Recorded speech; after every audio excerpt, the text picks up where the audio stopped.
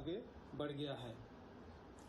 अभी आगे आने वाला 2-3 दिनों में मानसून की जो स्थिति रहेगा, मानसून स्थिति अनुकूल है आगे बढ़ने के लिए।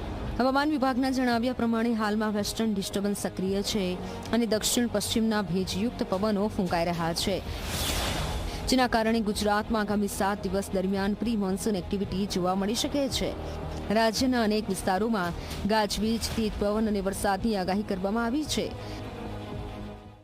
अगले 2 दिन थंडरस्टॉर्म विद लाइटनिंग रहेगा, मतलब मेघ गर्जना, उसके साथ बिजली गिरने का संभावना रहेगा। अगले 2 दिन गुजरात रीजन, सौराष्ट्र कच्छ दोनों रीजन में ही, और उसके आगे इक्का दुक्का स्थानों में हल्का से मध्यम बरसात होने का संभावना रहेगा पूरा हफ्ता में गुजरात रीजन में। और उसके आगे 2 दिन मतलब 6 और 7 जून सौराष्ट्र कच्छ रीजन में। इसमें जो बारिश का स्थिति रहेगा, हल्का से मध्यम बरसात का संभावना रहेगा।